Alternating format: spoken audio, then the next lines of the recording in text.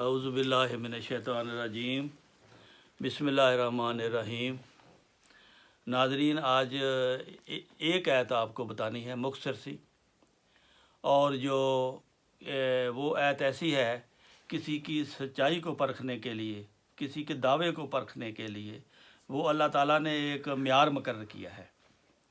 وہ معیار قرآن مجید میں ہے، اور مثال اس کی دی ہے کہ رسول کریم صلی اللہ علیہ وسلم کے بارے میں کفار کہتے تھے کہ یہ خود ہی اپنا یہ قرآن کریم بنا لیتا ہے اور پھر کہتا ہے کہ یہ مجھے اللہ کی طرف سے آیا ہے۔ وہ معیار یہ ہے کہ پھر اللہ تعالیٰ نے قرآن مجید میں اس کے جواب میں فرمایا، وَلَوْ اعوذ باللہ من الشیطان الرجیم، بسم اللہ الرحمن الرحیم، وَلَوْ تَقَوَّلَ عَلَيْنَا بَعْضَ الْأَقَاوِيلِ، اگر یہ شخص ہماری طرف جھوٹا الہام منسوب کر دیتا، خواہ ایک ہی ہوتا، لَأَخَذْنَا مِنْهُ بِالْيَمِينِ، تو ہم یقیناً اس کو دائیں ہاتھ سے پکڑ لیتے، ثُمَّ لَقَطَعْنَا مِنْهُ الْوَتِينَ، اور اس کی رگ جان کاٹ دیتے، فما منکم من احد عنہ حاجزین، اس صورت میں تم میں سے کوئی نہ ہوتا جو اسے درمیان میں حائل ہو کر خدا کی پکڑ سے بچا سکتا۔ تو میں یہ محترم شیخ محمد یونس صاحب ربی سلسلہ سے یہ پوچھتا ہوں کہ یہ آیت قرآن کریم میں ساری امت کے لیے ہے۔ اللہ تعالیٰ نے فرمایا تو ڈائریکٹ رسول کریم صلی اللہ علیہ وسلم کو ہے، لیکن شروع میں اگر ہم قرآن مجید کے ابتدا پڑھیں تو یہ پتہ لگتا ہے یہ مومنوں کے لیے یہ ایک ہدایت ہے، یعنی اس کا ایک لفظ، ایک آیت وہ ہمارے لیے ہدایت ہے کہ اگر آئندہ کوئی ایسا آپ کو موقع ملے، آپ کی زندگی میں کوئی یہ دعویٰ کرے کہ میں خدا کی طرف سے ہوں، مجھے خدا یہ الہام کرتا ہے، اور وہ خدا کی طرف منسوب کرے، تو پھر اس کو خدا تعالیٰ اس آیت میں بتاتا ہے کہ وہ اپنے دانے ہاتھ سے پکڑ کر اس کی رگ جان کاٹ دیتا ہے۔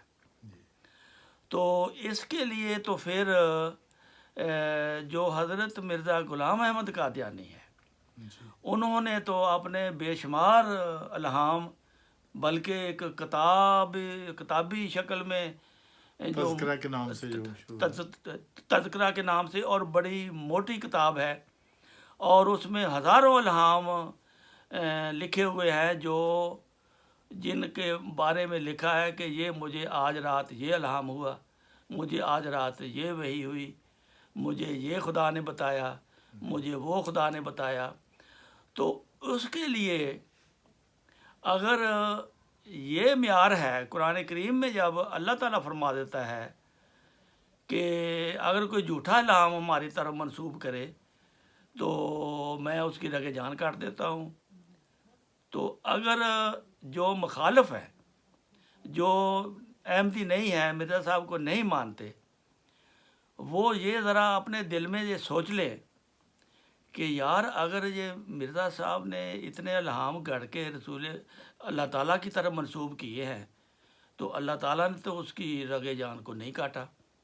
وہ تو 73 سال کی عمر میں انہوں نے وفات پائی ہے، پھر اس کا سلسلہ بھی اللہ تعالیٰ نے منقطع نہیں کیا، اس کی اولاد در اولاد کچھ کامیاب و کامران اور اس کے ماننے والوں کا بھی سلسلہ نے قطع نہیں کیا، وہ بھی ترقی پہ ترقی پوری دنیا میں یہ پھیل گئے ہیں۔ یہ کیا بات ہے؟ یہ ہر انسان کو سوچنے کی بات ہے۔ تو میں مربی صاحب سے پوچھتا ہوں کہ یہ تو ہماری ناقص عقل نے سوچا ہے کہ یہ آیت، تو اس کے علاوہ تو پھر کہیں جانے کی ضرورت نہیں ہے۔ اگر کوئی مولوی کہتا ہے کہ مجھے بھی الہام ہوتا ہے، اور وہ اعلان کرتا ہے اور وہ لوگوں کو بتاتا ہے کہ مجھے خدا تعالیٰ نے الہام کر کے یہ بتایا ہے کہ مرزا صاحب جھوٹا ہے، یا کوئی مثال، تو مجھے تو ایسا کوئی آج تک نظر نہیں آیا. تو میں پوچھتا ہوں کہ کوئی اور بھی ہے اس طرح کا، یا اس کے بارے میں آپ ذرا تشریح کر دیں. جی جی ڈاکٹر صاحب، اصل بات یہ ہے کہ مرزا غلام قادیانی علیہ السلام نے جہاں اپنی صداقت میں اور بہت ساری قرآنی آیات کا جی. ذکر فرمایا ہے ہاں. اور ان سے اپنی سچائی کا استدلال کیا ہے، ان آیات میں سے ایک یہ بھی آیت ہے اچھا. جو سورۃ الحاقہ کی آیت ہے، وَلَوْ تَقَوَّلَ عَلَيْنَا بَعْضَ الْأَقَاوِيلِ، اقاویل. ہاں جس کا آپ نے ابھی ذکر کیا ہے. ہاں جی. ہاں جی. تو اس میں دراصل بات یہ ہے کہ حضرت مسیح علیہ الصلوۃ والسلام نے جہاں پہ اس آیت کا ذکر کر کے یہ فرمایا کہ یہ خدا تعالیٰ کی طرف سے آنے والے کے لیے ایک سچائی کا ایسا معیار ہے جس کا انکار کرنا ناممکن ہے، ٹھیک ہے. کیونکہ ایک قسم کا چیلنج ہے. ہاں.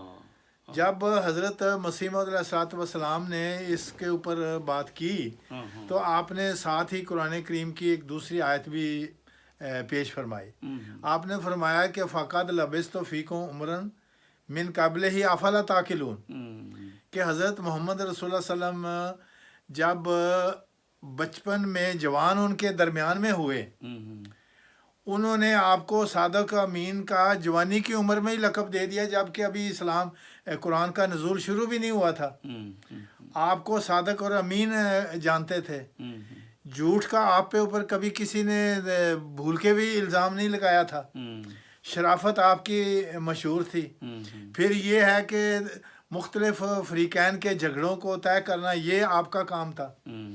تو جب آپ نے اپنے دعویٰ پیش کیا کہ مجھے خدا تعالیٰ نے حضرت عیسیٰ علیہ السلام کی اس پیش گوئی کے مطابق و مبشرم، جو سورۃ صف میں جس کا ہم ذکر کر چکے ہیں کہ وہ مبشرم برسول یاتی من بعدی اسمہ احمد، کہ حضرت عیسیٰ علیہ السلام فرما رہے ہیں کہ میرے بعد ایک رسول آئے گا جس کا نام احمد ہوگا. تو آپ نے بائبل کا وہ استثناء باب 18/18 کا حوالہ بھی دیا. اچھا. کہ یہ وہ پیش گوئی ہے جس کے تحت مجھے خدا نے نبی بنا کے بھیجا ہے. اچھا. تو انہوں نے کہا کہ نہیں، ہم تو آپ کو سچا نہیں مانتے.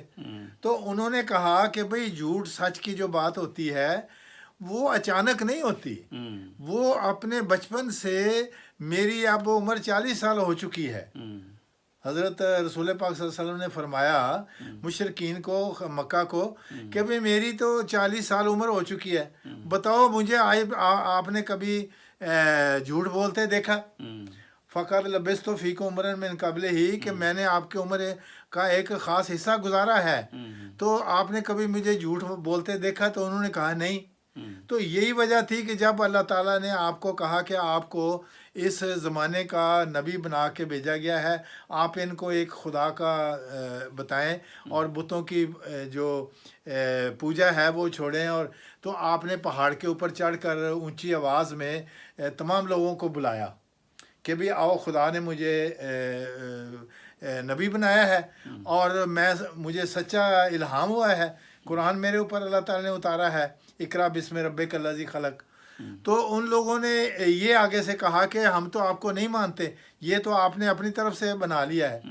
اس پر پھر قرآن کریم کی یہ آیت جو ہے، اللہ تعالیٰ نے یہ ایک اصول بیان کیا کہ بھی اگر کوئی ایسا انسان ہو جو ایسی بات کرے جو میں نے نہ کہی ہو، اوٹ پٹانگ جھوٹی بات کر دے، میں اس کو پکڑ لیتا ہوں، میں اس کی رگے جان کو پکڑ کے تو اس کو رگے جان سے کاٹ دیتا ہوں. اچھا، ایک اور بھی عقل کام کرتی ہے اس بارے میں.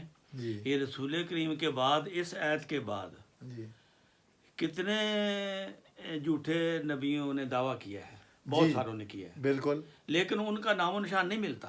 وہ اس کا مطلب ہے کہ وہ تھوڑے عرصے بعد ختم ہو گئے، ان کو قتل کر دیا گیا، ان کو اچھا، یا سلسلہ ختم ہو گیا. اپنی زندگی میں امام مہدی بنتا دیکھا ہے لوگوں کو بے شمار لوگوں. ایک دفعہ ہم پاکستان میں تھے تو خانہ کعبہ میں ایک آدمی چلا گیا جس کا نام بھی محمد تھا ہاں جی، اور فاطمہ اس کی ماں کا نام فاطمہ تھا، باپ کا نام عبداللہ اس تھا. کا نام آمنہ تھا، ہاں اس کے باپ کا نام عبداللہ تھا. عبداللہ تھا. اس نے کہا لو یہ تو کام بن گیا. ہاں جب وہ جوان ہوا اس کو ہوش آئی کہ مسلمانوں کا تو یہ عقیدہ ہے ہاں کہ امام مہدی جو آئے گا اس کا نام یہ ہوگا، والدہ کا نام یہ ہوگا. یہ ہوگا. وہ سارا فٹ تھا. ہاں جی، اور یہ کہہ کر اس نے خانہ کعبہ میں جا کر اعلان کر دیا کہ بھئی میں امام مہدی میں ہوں. امام مہدی ہوں، میرا نام یہ ہے، ہاں جی تو میری بیعت کرو. جی جی.